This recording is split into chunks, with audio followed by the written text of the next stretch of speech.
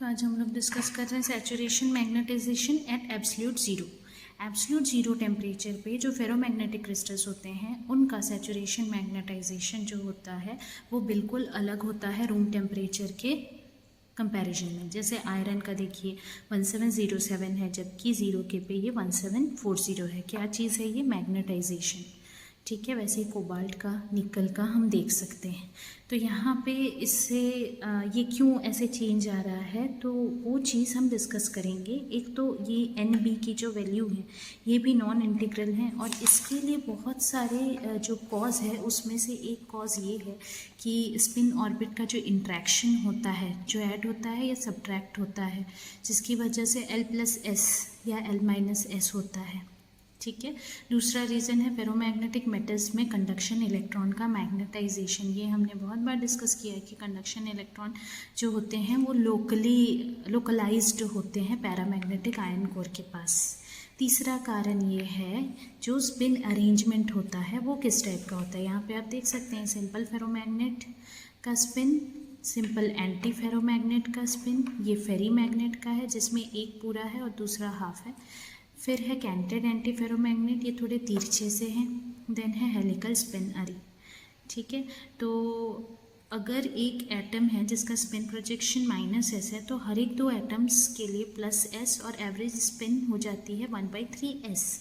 इसके लिए ये क्यों ऐसा होता है, इसके लिए एक बैंड मॉडल दिया गया फेरोमैग्नेटिज्म। किसके लिए? ट्रांजिशन मेटल्स के फेरोमैग्नेटिज्म के लिए। आयरन, कोबाल्ट, निकल, इसका हमने देखा बहुत अलग है। तो जो रिलेशनशिप है 4s और 3d बैंड्स का उसको कंसिडर किया गया। वो चीज़ हम देखेंगे कॉपर के लिए। कॉपर फेरोमैग्नेटिक नहीं है। एक इलेक्ट्रॉन अगर हम हटा देते हैं कॉपर से तो हमको निकल मिलता है। ठीक है, और निकल में एक होल की पॉसिबिलिटी होती है 3d बैंड के अंदर। बैंड स्ट्रक्चर अगर देखा जाए निकल का, जो कि हम आगे देखेंगे, T greater than TC consider करेंगे और हमको वहाँ पे 2 × 0.27 = 0.54 लेना है। एक इलेक्ट्रॉन हटा देंगे अगर 3d बैंड में से और 0.46 4s बैंड में से कॉपर के कंपैरिजन में। तो ये देखते हैं हम, ये रहा आपका फील्ड दिख रहा है यहाँ 10 इलेक्ट्रॉन्स। ये रिप्रेजेंटेशन है 4s और 3d बैंड्स का मेटालिक कॉपर में। 3d बैंड में है 10 इलेक्ट्रॉन्स पर एटम और ये पूरी तरह से फील्ड है। 4s बैंड जो है वो 2 इलेक्ट्रॉन रख सकता है पर एटम में और इसीलिए ये हाफ फील्ड, हाफ शेडेड दिख रहा है यहाँ पे। ठीक है, और यहाँ पे हाफ फील्ड ये दिख रहा है। कॉपर जो है उसका एक ही वैलेंस इलेक्ट्रॉन है आउटसाइड फील्ड 3d शेल में। ये जो दूसरा फिगर बनाया गया है ये बता रहा है 3d बैंड कॉपर का 2 सब बैंड में बांट दिया गया है इसको अपोजिट इलेक्ट्रॉन स्पिन के, और दोनों में ही 5 इलेक्ट्रॉन्स है। दोनों सब बैंड्स जो हैं उसकी वजह से जो नेट स्पिन है d बैंड का वो 0 हो जाता है यहाँ पर। ठीक है, ये दूसरा एक और फिगर यहाँ पे ड्रॉ किया गया है। दूसरे फिगर में हम बता रहे हैं आपको बैंड रिलेशनशिप निकल एटम का दिया गया है अबव क्यूरी टेम्परेचर। जो नेट मैग्नेटिक मोमेंट है वो 0 होगा क्योंकि equal number of holes 3d नीचे वाले बैंड में और 3d ऊपर वाले बैंड में इक्वल नंबर ऑफ होल्स, ये गैप दिख रहा है 0.27 है। इस वजह से नेट मैग्नेटिक मोमेंट जो है वो क्या हो जाएगा, इसका 0 हो जाएगा।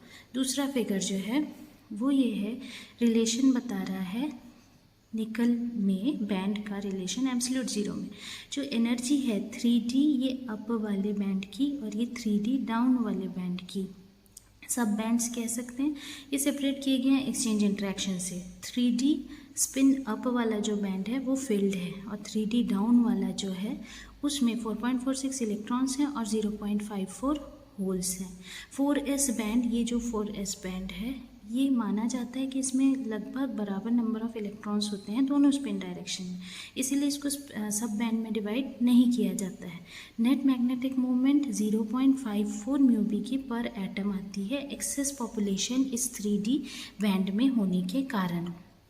ठीक है, 3d ये बैंड में ज़्यादा पॉपुलेशन है as compare to spin down वाला। तो यही कन्वीनियंस होता है कि हम कंसिडर करें कि मैग्नेटाइजेशन जो है वो अराइज हो रहा है 0.54 होल की वजह से, जो कि 3d स्पिन डाउन वाले बैंड में है। ठीक है।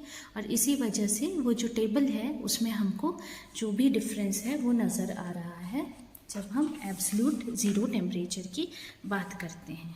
ठीक है, ये दो फिगर हमने कंसीडर किया था और ये दोनों फिगर से ये चीज़ बिल्कुल क्लियर होती है। ठीक।